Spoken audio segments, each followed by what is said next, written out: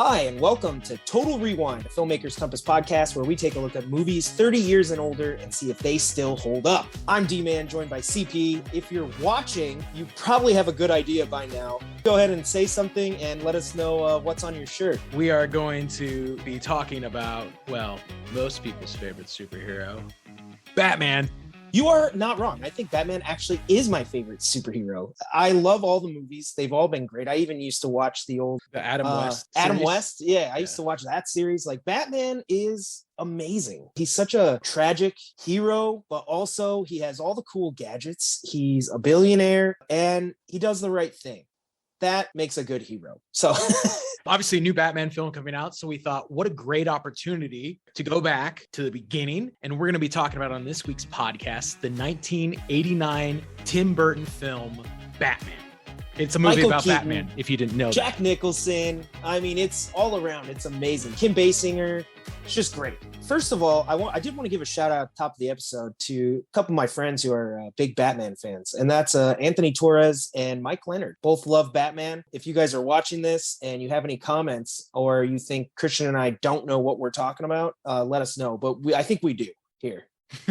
Honestly, it's funny because this movie is actually a movie that came out in my childhood. You said 1989, right? I'm born in 87. So I grew up with this movie, watching this movie. It's weird now watching it again as an adult, and I watch it all the time, but now watching it critically as a podcast host. It's interesting to me, the level of darkness, especially associated with the Joker here. As a kid, you know, I looked at the Joker and thought he was funny. He has that thing and punches the TV and he has the crazy laugh and like his teeth come out. Paints on paintings. And yeah, right? Yeah. Like he was kind of like funny. But the number one takeaway I had watching it critically this time around was this guy is a murdering psychopath, total anarchist, even though I think obviously it's hard not to watch this movie and now think of Heath Ledger's version of the Joker versus Jack Nicholson's version of the Joker. But all the elements are there. I mean, he kills his own people. He plays games with everyone, you know, like the instance where he like gasses the city. He tells everybody he's going to give away money when he's really just, you know, screwing with them. All those twisted elements of his character, they're all present. I mean, Jack Nicholson's Joker is like quite terrifying. Because it's dressed up in this comedic fanfare, you know, going around listening to Prince music and stuff. I think that on a first viewing, it's not quite so apparent. Yeah, I don't know how many people he kills in this movie, but it's a lot. I mean, he gasses a city, he gasses the art gallery, he shoots his number one, he kills the mafia board, and he kills, what's the main head gangster? What's his name? Carl Grissom. But anyway, he kills him. Technically, his girlfriend like falls out a window. That wasn't yeah, actually. He said it was an accident. But I mean, how trustworthy is he? I don't know. I mean, he tries to kill other people. He uses the cosmetics to kill random people in Gotham. Like, like this guy is on a murder spree. And that I never really thought of it like that. But yeah, he's got to go. I mean, can't have this guy running around. This is just crazy. I think what's different about their characters, and I guess if we're talking about it, you know, just comparing Heath Ledger's and Jack Nicholson's, you know, the difference is here in Batman, Jack Nicholson has a bit of an origin story as Jack Napier. Yeah. He has the girlfriend. He has a number one. He kind of has these certain humanistic elements, right? He's after the girl. But we see his life also before he becomes the Joker, as an underboss, as a street criminal. We know that he was a man before he totally became a monster, which with Ledger, you never see that. There's no understanding of his backstory. He seems to have no personal connection. Even when he, you know, lets us into his backstory, he lies because he gives conflicting accounts. And then there's the relationship to Batman directly where Heath Ledger's, his reasoning for wanting to mess around with Batman, I think he actually says in the film is like, you're just too much fun. I just want to mess around with you. You're my conduit to do all this anarchy. Where if you go to Batman, he does have that connection, right? Once I think he says, have you ever danced with the devil in the pale moonlight? Batman puts together that Jack Napier was responsible for, you know, his tragic backstory. And then the Joker conversely blames Batman for dropping him in the vat of acid. They have a history where in The Dark Knight, I mean, it's just like one guy against an anarchist. Yeah. And here it's much more personal. Yeah, I mean, I think it still works really, really well. All the elements are there. He has the crazy laugh. And I thought Jack Nicholson knocked it out of the park. I mean, I remember, it's funny thinking about that now. I remember when they were talking about bringing the Joker back, people were like, you shouldn't touch it because of Jack Nicholson's performance. And then Heath Ledger got cast and everybody like blew their lid. They were like, how? How is this going to happen? Yeah. And then they knocked it out of the park. It's crazy.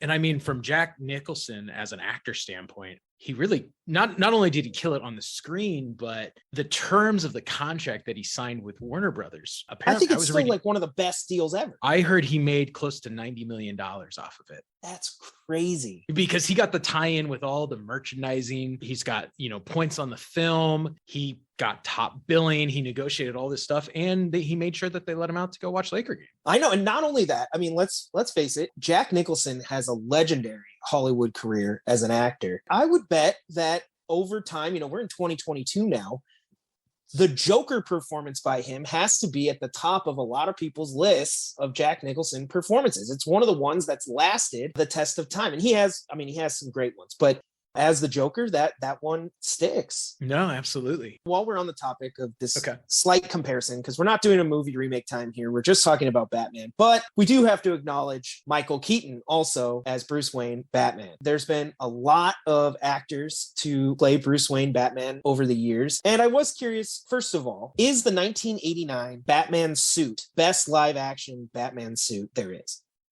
No.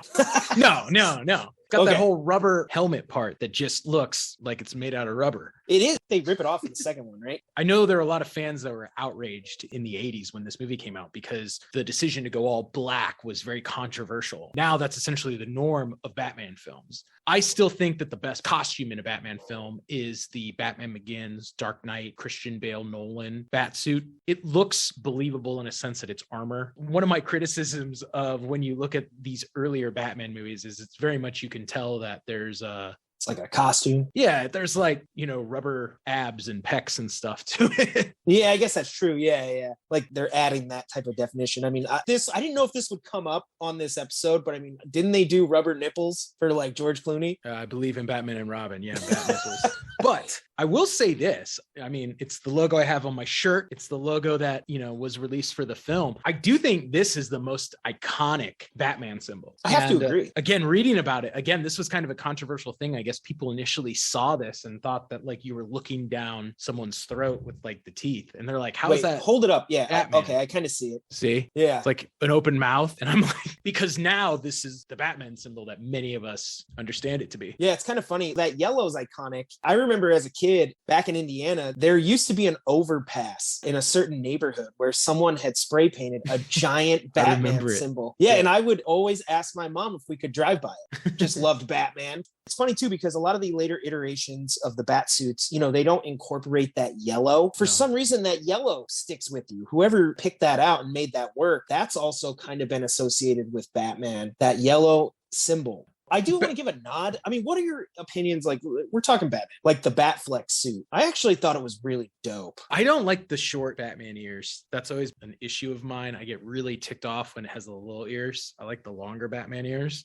Okay. And so that was my gripe with Batfleck. I don't know. I like the big symbol. Generally speaking, I like the way it looked. He was really hulking, a big Batman. And I thought they did a good job with that. But the only one, I think the one I didn't care for was like Val Kilmer, George Clooney. They were okay. I think it was more the silliness of the stories that just, I don't know. I associate those suits with that. Like, remember like when they come out and like they're going to fight Mr. Freeze and they have like silver and like all this stuff. I was like, I don't know. Well, I always hate those ones because I have these sequences of like Batman putting on the bat suit. Oh yeah. And you're just like, this looks so goofy. Clicks his belt. And then one of them, they like have he does like around a and like you see his butt cheek. Yeah, he does like butt cheeks. I'm like, Batman. Seriously, guys. While we're on the subject, I think we need to acknowledge Keaton as, other than really like Adam West, this is the first person to kind of take Batman to the big screen. That's quite an undertaking. Doing some research, he was not really anyone's first choice. I think John Peters, the producer, kind of suggested him. What's he coming off of here? Beetlejuice? I think that that was part of the Miss Your Mom, something like that. He'd done like all those 80s movies, and he's like obviously has a reputation of being a very comedic actor. He is pretty serious here generally. I think the big takeaway that he brought is something that has influenced really every Batman since then. Talking with Burton, he's like, how come more people don't realize that Bruce Wayne is Batman? Like, come on, if you start putting two and two together, you're going to figure it out eventually. He was the person who decided to make the Batman voice deeper, the raspy growl, which pretty much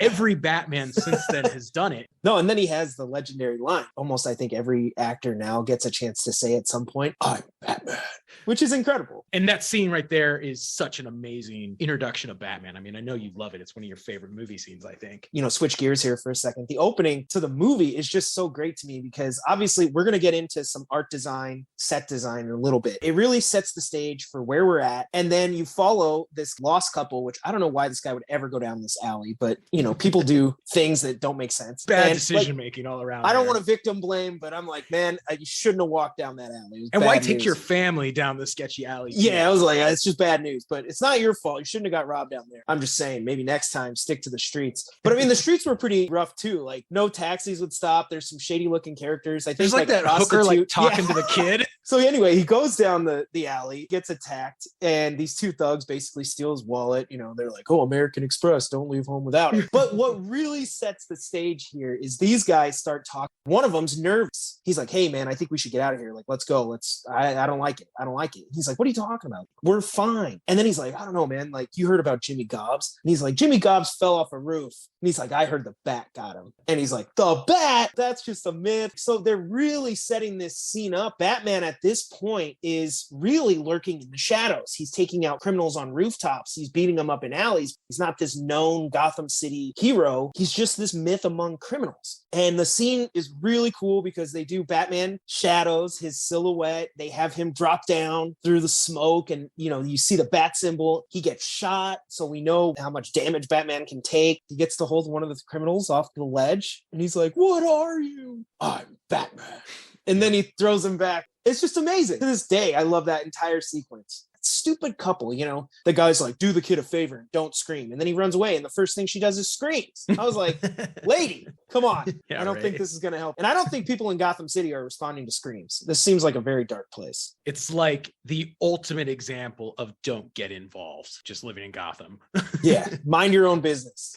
Where does Keaton stack up in all of this? I mean, obviously he's a lot of people's number one live action actor to play Batman. There is a huge core of people who I think it's the fact most people, this was the first time they saw Batman on the big screen. I think it's kind of the same thing as with James Bond, right? The first one that you saw is, for most people, their favorite portrayal. Yeah, I could get that. And I love Keaton. I think he's fantastic. You know, he gets a little bit more time to shine, I think, in the second one, because like you said, because of Jack Nicholson's deal and the way they wrote the script, I mean, it's very Joker heavy. Obviously, the second one, they have multiple villains. You know, Batman has the best villains. It's just amazing. I mean, the Joker's the best of the best. So there's no reason to go down that rabbit hole. I mean, I think Keaton does a great job. I often hear the debate that people debate who's better Batman, who's better Bruce Wayne. Those two are different. I don't know. He's definitely one of my favorite. I think he kills it in both aspects of the role. It's a lot of fun. From a costuming perspective, they said that one of the challenges of turning Michael Keaton into Batman was the fact that he was very average.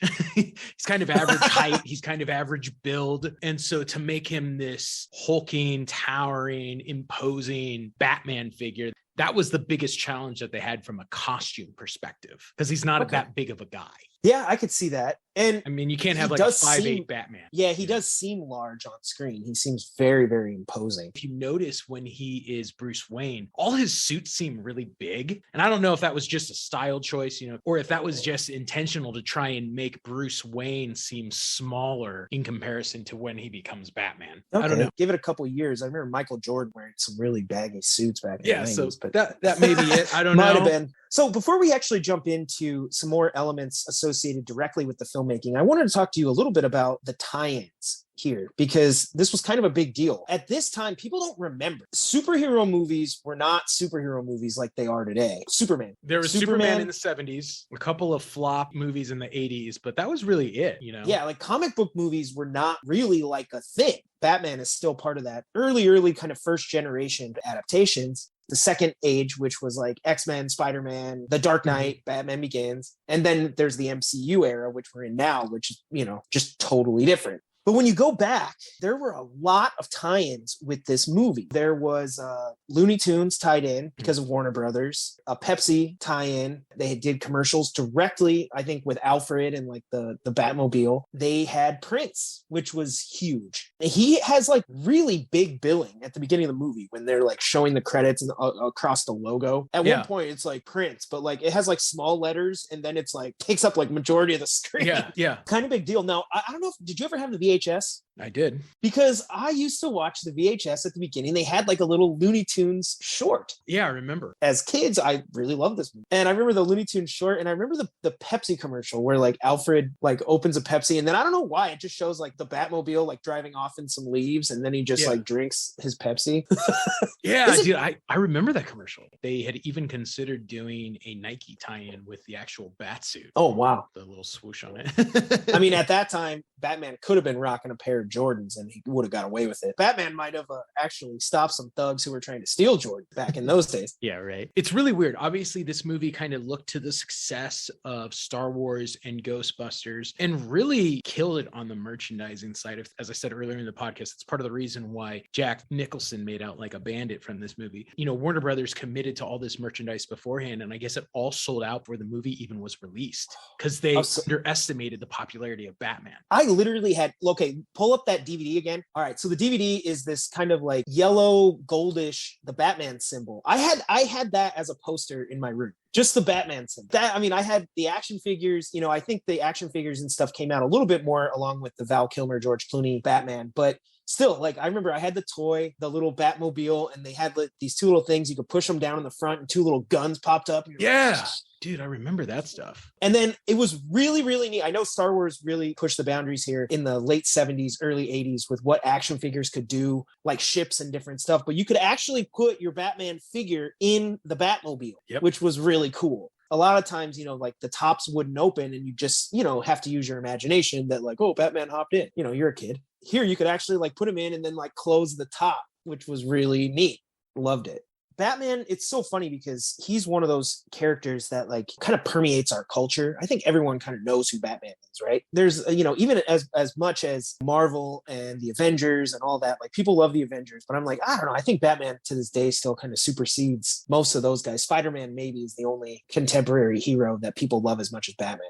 I think you mentioned earlier something else that wasn't a tie-in, but did take direct inspiration was Batman the Animated Series. Bruce Timm credits the film with encouraging WB to make the animated series. He said they were heavily influenced by the designs and the styles of the film in the animated series. Borrows some of the music. So without it, we wouldn't have one of the brightest cartoons ever made. We're not reviewing Batman the Animated Series, but is season one isn't it amazing? Season one of Batman the Animated Series is just out of this world. It's so good. Even Mask of Phantasm was good. Sorry to tangent, everyone. I think what you're talking about here, though, is the art design of Batman. And 30 years later, watching this film again, that is one of the things that stands out to me the most from this original. Oh, it's incredible. The pre-production, we were talking a little bit about it, and I'll throw it over to you, that they create this almost like this separate but like modern world, and somehow it works. Yeah, I just think it's crazy. It's like this hybrid between the 1930s when Batman was created,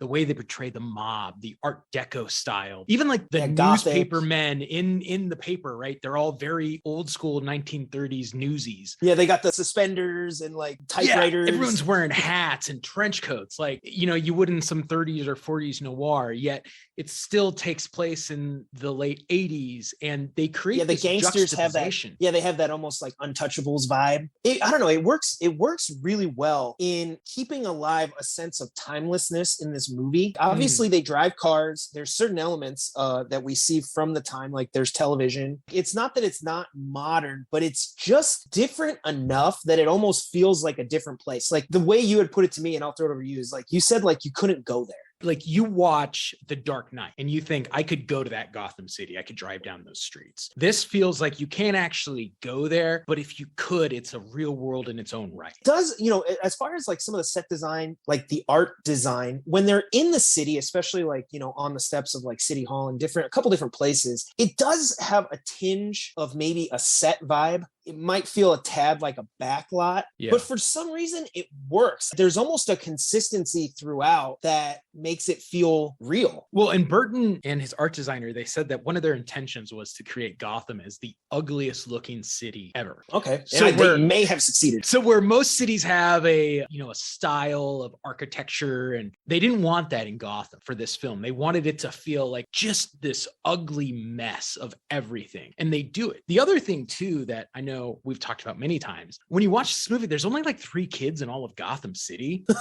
And it's really unnerving. And you're like, yeah, no, this is a really strange, bizarre world. I mean, you have young Bruce watching his parents get killed. The kid at the beginning who watches his parents get mugged. And then you have the kid who's randomly there when the Joker shows up, and that like pedo Joker guy like pats him on the head in a creepy fashion. He's like super creepy about it. Yeah. Yeah. That's it. Like there's no kids in this world. Very dark place. Everything about it, even during the day, has a gloominess to it. It never looks like anywhere you want. There's like leaves and trash everywhere. Yeah. Like you'd want to get out from this type of Gotham City. And that it makes sense because obviously they introduce all the major players in, the Batman comics. You have Commissioner Gordon, you have Harvey Dent, you have, like Alfred. Yeah, you have all these people. There's this overarching, and this tends to happen in Batman, but this overarching theme of some inequality. Like Bruce Wayne throws a party for all the rich people, and it looks pretty nice. It looks like a sweet party. Wayne Manor's pretty cool. Also a little gothic, but still pretty cool.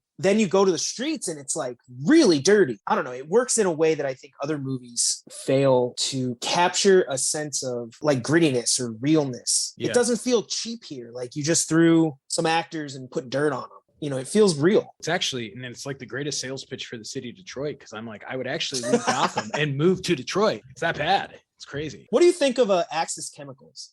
Oh my gosh, I love it. It's so Batman-esque. I don't know where you find those places, but I just want to go drive around and find a chemical facility that looks like that. I've like totally all the seen pipes and the vats and everything. I know, it makes me think of like certain freeways on like Long Beach or like maybe up in like Fresno or something. I'm like, there's an Axis Chemicals around here somewhere. So, and that's what I think of. But I mean, even, I know in the comics, there have been some tellings of the Joker's origin story where he falls in a vat of acid. They do have that green acid here, even like his hand like goes down in, you're like, oh God. That was something that I liked Axis Chemicals as a place. I think they go there to do corporate espionage or stage corporate espionage.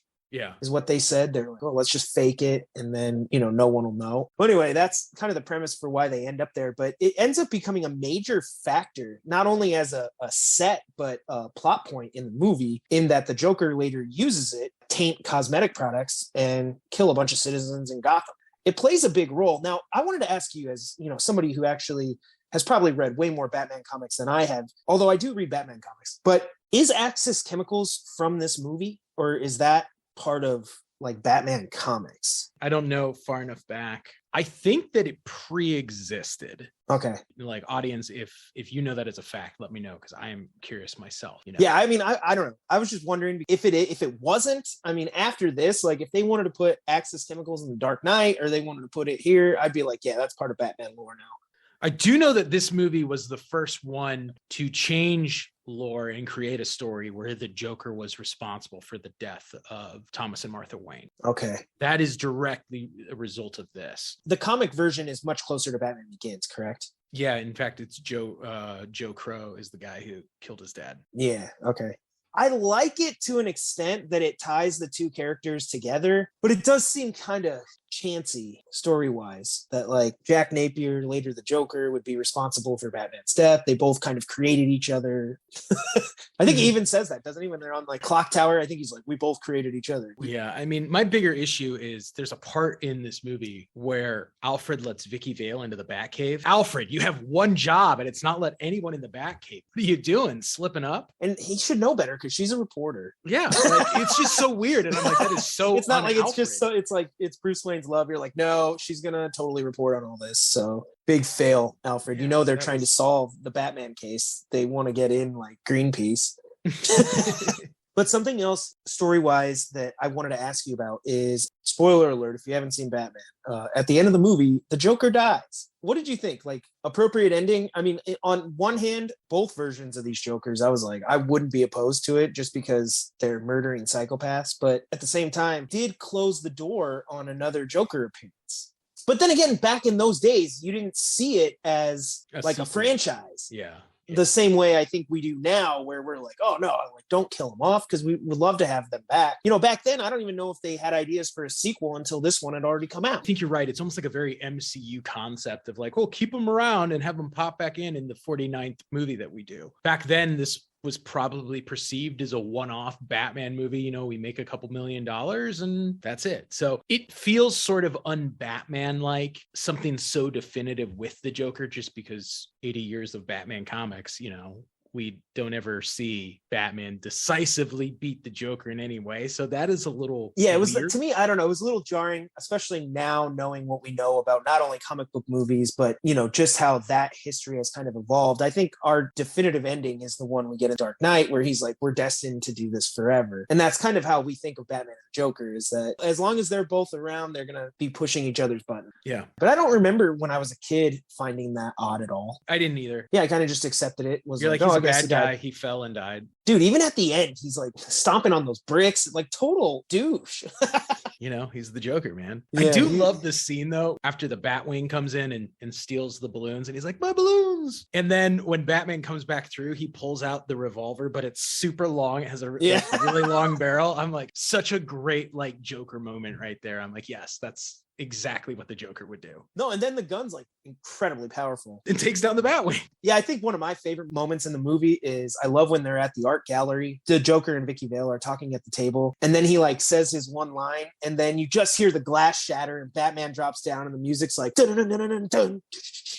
Yeah, and like it just like kicks in, and like Batman has his freaking thing, and he like points it at the Joker's face, and then he like zips out, and you're like, oh, this was amazing. I always love this scene. I feel like this is just filmmakers having fun now, but like when he's standing he's like standing there, and the Batmobile's like coming right at him, and he's like, stop, and then it stops, like like literally I'm like, oh man, that almost took out your shins, Batman. Yeah, that would have looked really stupid if it didn't do that. I mean, listen, we've heaped a lot of praise on this. Now, I think one of the areas that is slightly disappointing, given the evolution of comic book movies and specifically Batman movies. I mean, go watch Batman v Superman, go watch the Snyder Cut of Justice League, go watch the Dark Knight trilogy, and then watch this. The stunts do not in any way compare to what has come since then. Even to the point that like when the Batmobile like shoots out that little grapple to help it turn the corner sharper, like it's so slow, and I'm like, I mean, did you really need the assist on that one? Just turn the wheel a little harder, man. I think you got it. Yeah, I mean, I could see that. Obviously, you know, we've praised set design, art design, the story, obviously, characters, and the music. Yeah, I think maybe stunts. And then there's a certain element of, I don't feel like Bruce Wayne, the character, gets explored a whole lot. He's very one-dimensional. Yeah, he doesn't have a lot of conflict other than just like trying to hide his identity from Vicky Vale. I think it's something Nolan does so well in the Nolan trilogy, where we start to see the personal strife that Bruce Wayne is under, you know, trying to live a life as Batman. There's one scene. It's after dinner in this movie where they're like sitting around a kitchen, and Alfred tells a story about Bruce as a kid, and that's about as much exploration of that character as we really get. You know, I love the demeanor, but I mean, even when like Vicky Vale comes down into the Batcave, he's still somewhat pretty cold. He's not, you know, I think she responds in kind. She's kind of like, oh, I thought we were closer than that. He's like, no, not really. Yeah. Sorry, like I like you a lot, but I'm Batman, so no. That was one element that stood out to me, is the actual character of Bruce Wayne didn't get a whole lot of exploration. You know, he goes to the theater and drops off the flowers, and there's the origin story, which at this point is fair. I think now we've seen Batman's origin story on film a number of different times, 4, 5 maybe. Yeah, it's like, we got it. In this instance, it's warranted because I don't know if everyone was familiar with exactly what his origin story was, but they just don't really explore it. It's almost like it's in the movie only to make that connection with the Joker, rather than any sort of actual exploration of Bruce's psyche or character. It's like, yes, he has a tragic backstory and it connects him to this guy. And I just felt like, yeah, maybe you could have explored it a little bit more. Like, and Batman Begins doesn't. Who is Bruce Wayne? Does he want to kill this guy? How does he build his code? They do all that. That's what I'm getting at. And they do it in another movie. But here they don't explore any of that. They just kind of, it is, and this is why. Well, and one of the criticisms that you read about the movie when it came out is people felt that Burton was much more focused on telling the Joker story and creating the Joker scenes than some of the Batman scenes. And they're like, well, Batman feels a little flatter. His motives, his origins aren't as exciting as the Joker story in this movie. I mean, this is a movie about the Joker. And that's kind of what I was getting at, is I think Batman Begins is the actual origin story that Batman kind of deserves. Really explores his motives, why he doesn't kill people, why he even wants to fight crime to begin with. Why, you know, all of that comes into play. And now we understand the psyche of this character, Bruce Wayne and Batman. But in this one, yeah, I felt it was maybe a little flat. We just kind of have to take it as a given. This guy wants to fight crime. It's probably because some thugs killed his parents, but you're left to kind of fill in the gaps yourself. That was probably, for me, something that stood out as a little weaker here. Because I even love in Batman Begins, I mean, there's the whole idea of Bruce Wayne, like, right, they're going to release his parents' killer from prison, and he's like, I'm going to go kill him. Yeah. He doesn't deserve to be released, and he doesn't deserve to walk the streets. And you're just really exploring that psyche of who this person is. Otherwise, almost everything in the film works, though. You know, even like you mentioned, the stunts, while they don't hold up in a time grander sense, to me, they don't stand out as like so terrible or laughable. No, and I think at the time, you know, that was pushing the limits. So films build on the history of film. And so, yeah, that was a starting point and the jumping off point for later Batman movies. Sylvester Stallone has been very outspoken about his hatred of this movie because he sees this as the death of the 80s action movie. Really? You know? Explore that. That's he said that Arnold, you know, Stallone, Van Damme, these guys were cast in movies because they had physical abilities that the average person did not. Okay. They were bigger, stronger. They had the martial arts. In Batman, we have rubber muscles to make anyone be a superhero. Interesting. You know, I mean, two years before this, 2 years before Batman came out, Predator came out, and no one else can fight the Predator other than Arnold, right? Yeah, it's got to be that action stuff. And so his thing was, he's like, all these types of movies. You put a mask on him, so like it doesn't even necessarily need to be the person. That's interesting, especially given that entire 80s action genre. That criticism's not unwarranted because we don't quite get action movies like that anymore. Not like that. No, now we have they have Wicks, old Stallone. Like that's it. Yeah, or we have like, you know, more like John Wick, real stylized action. Yeah. Versus like the big hulking machine gun toting, right? Which were so many of the 80s. Like that was the staple genre. Yeah. What's the other one? Jack Reacher. It's a lot of those. It's like that. Different. Still fun, but different.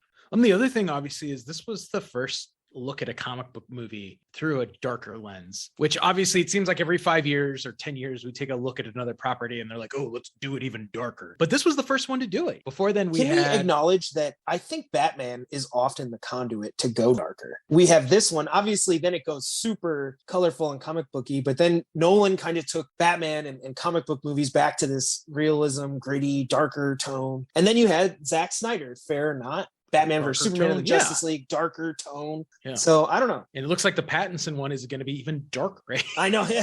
Speaking of, I'm excited for some more Batman. It's been a while since we've had a kind of a solo Batman movie. Dark Knight Rises, 2012, 10 years. WB didn't put out one solo Batman movie in 10 years. That's wild. I mean, even if you go, I bet if you went right now and well, not true. They did put out Lego Batman. Okay, that's, live action.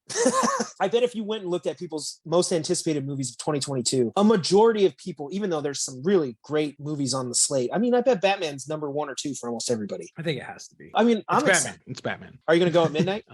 Do they still do midnight shows? I'll probably go at like 9 o'clock the Thursday night. I know. And watch it. They're like, it comes out on Friday, but really, like, you could start going at 6 p.m. on Thursday. Yeah, right.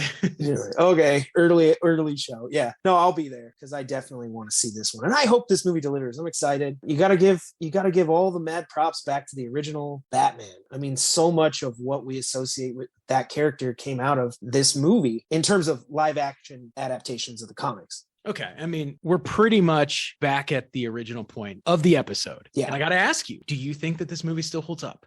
Yes, I do. And I want to attribute that, like I said, it has a classic Batman score. It's a score that we associate with Batman, whether the new movies use it or not. I mean, it just is. Yeah. And I think the animated series helped that. But generally speaking, the score works. But I have to give a huge tip of the cap to the art direction and the set design here for creating a world that stands apart from just the 80s. You know, I feel like an example of a film that feels like it takes place, it's the 90s, but takes place in that 80s era big city is like Ninja Turtles. Yeah. It feels like a product of its time. Yeah. And here, I feel like they just do such a good job of making a world apart that this movie seems to have a timeless classic to it. The performances were awesome. I think Tim Burton was able to take a look at some comic book lore and see how to translate that to the big screen, which just hadn't been done a whole lot. Really, yeah, mad props. I think the movie holds up. I love it. And I had a blast watching it. Fair enough. I would agree with the caveat that, I mean, as so often we bring up with some of these older movies, I don't know that 12-year-olds now are going to have the appreciation for it when they can go and watch something like The Dark Knight or, you know, The Batman or Batman v Superman. There's more flash, there's more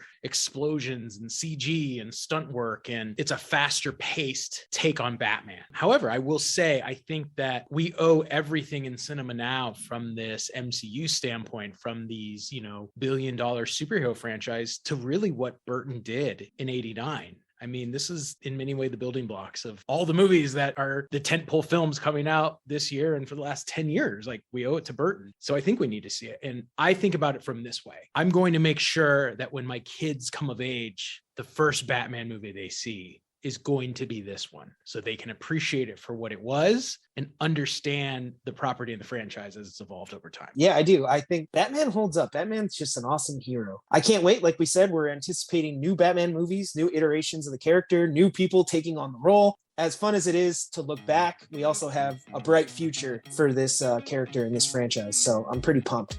That does it. That's our episode this week. I wanted to thank everybody for tuning in. We appreciate you guys listening, and be sure to continue the conversations. Leave us some comments, subscribe on all the podcast forums and threads and everything. Keep the conversations going. We would love to hear from you guys on this. Again, we've done some movies before where I'm like, I don't know how many people have seen this, so watch it along with us. This is one where I'm like, I feel like most people have seen it, so everybody's going to have some thoughts. You should have. If you don't follow the podcast already, be sure to go to filmmakerscompass.com, where you can find all our social media links, and you can follow us wherever you are. Like I said, when you go to the podcast directories, subscribe to the show. It helps us rank a little bit higher. You know, the algorithm pushes the show out a little bit more. So if you want to help us out, we appreciate it. CP, I'm going to throw it over to you. Take us out. Thank you for hanging out and geeking out about Batman with us on this episode. I had a lot of fun. D-Man had a lot of fun. We hope you did too. In the meantime, keep watching movies, and we're going to see you back here next week.